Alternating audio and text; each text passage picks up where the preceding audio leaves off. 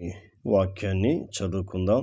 యెషయా గ్రంథము 28వ అధ్యాయము 16వ వచనము చదువుకుందాం.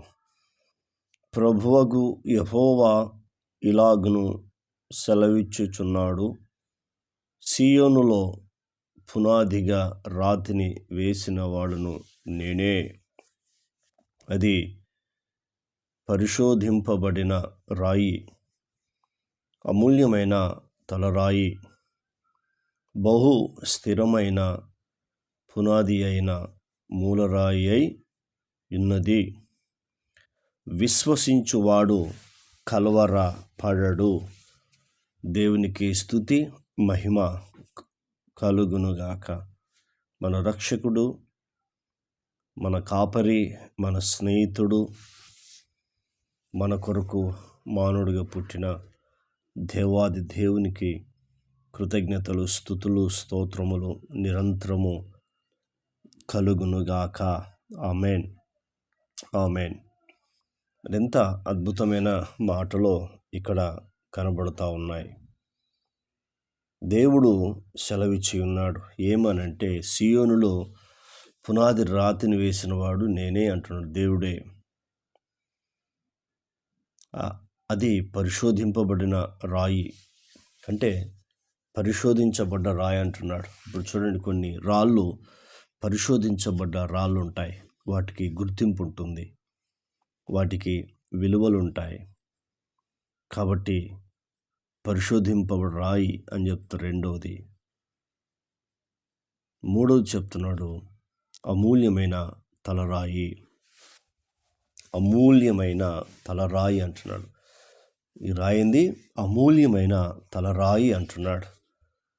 యేసుక్రీస్తు ప్రభువారు మరి ఆయనే సీయోనులో పునాది వేశాడు. ఆయనే పరిశోధించబడ్డ రాయి, మూలగు తలరాయి అని చెప్తున్నాడు. నాలుగవది, బహుస్థిరమైన పునాది అయిన మూలరాయి అయి ఉన్నది. చూసారా, బహు స్థిరమైన పునాది అయిన మూలరాయి అయి ఉన్నది అని మాట్లాడుతున్నాడు. ఇప్పుడు చివరి మాట ఎంత అద్భుతమైన మాట చూడండి. విశ్వసించువాడు కలవర పడడు అని రాస్తున్నాడు. అంటే దేవుడే సెలవిచ్చాడు. ఏమని సెలవిచ్చాడు? సీయోనులో పునాది రాతిని వేసిన వాడును నేనే అని మాట్లాడుతున్నాడు.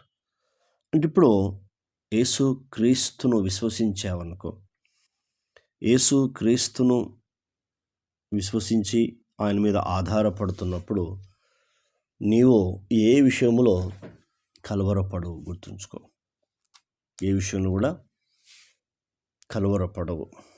ఎందుకంటే కలవరాన్ని తీసివేయడానికే ప్రభువైన యేసుక్రీస్తు ఈ భూమి మీదకి వచ్చాడు. కాబట్టి ఆయనను విశ్వసిస్తున్నావా? ఆయనను సొంత రక్షకుడిగా అంగీకరిస్తున్నావా? నిజమైన దేవుడని నోటితో ఒప్పుకుంటున్నావా? హృదయంతో విశ్వసిస్తున్నావా? అప్పుడు నీకు కష్టాలు, సమస్యలు, బాధలు, ఇరుకులు, వ్యాధులు ఏమున్నా కూడా వాటన్నిటి విషయంలో నువ్వు కలవరపడు. ఎందుకంటే దేవుడు ఆయన పక్షంగా ఉన్నాడు. ఆయన రాయి వేశాడు. సీయోనులో మూలరాయి వేసింది ఆయన్నే, పునాది వేసింది ఆయన్నే. ఆయన పునాదిగా ఉన్నాడు, బేస్ ఉన్నాడు. కాబట్టి నీవు విశ్వసిస్తే దేని విషయం కూడా కలవరపడవు. ఎందుకంటే నేను యేసుక్రీస్తులో ఉన్నాను, యేసుక్రీస్తు నాలో ఉన్నాడు. కాబట్టి నేను ఆయనను విశ్వసించి ఉన్నాను. అందుకే నేను కలవర పడట్లేదని నీవు ఇతరులకు తెలియపరచవచ్చు. అప్పుడు వారికి సువార్తను ప్రకటించవచ్చు. మన దేవుని గొప్పతనాన్ని, మన దేవుడు ఏమై ఉన్నాడు, ఆయన ప్రేమను, ఆయన కృపను మనం పంచవచ్చు.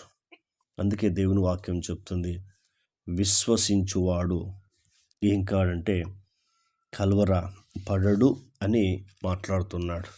దేవుని వాక్యము కలవరపడడు అని రాస్తూ తెలియపరుస్తున్నాడు.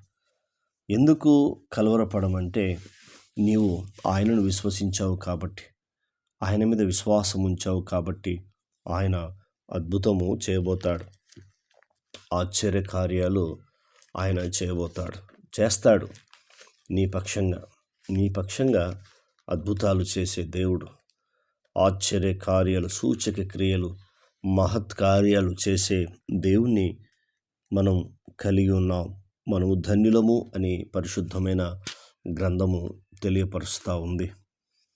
ఏంటంటే పరిశుద్ధమైన గ్రంథం.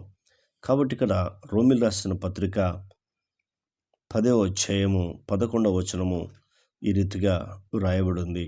ఏమనగా, ఆయనందు విశ్వాసముంచువాడెవడు ఎవడును సిగ్గుపడని లేఖనము చెప్పుచున్నది. ఎందుకు తెలుసా? దేవుని ఎప్పుడైతే విశ్వసించినప్పుడు సిగ్గుపడవలసిన పని లేదని వాక్యము సెలవిస్తూ ఉంది.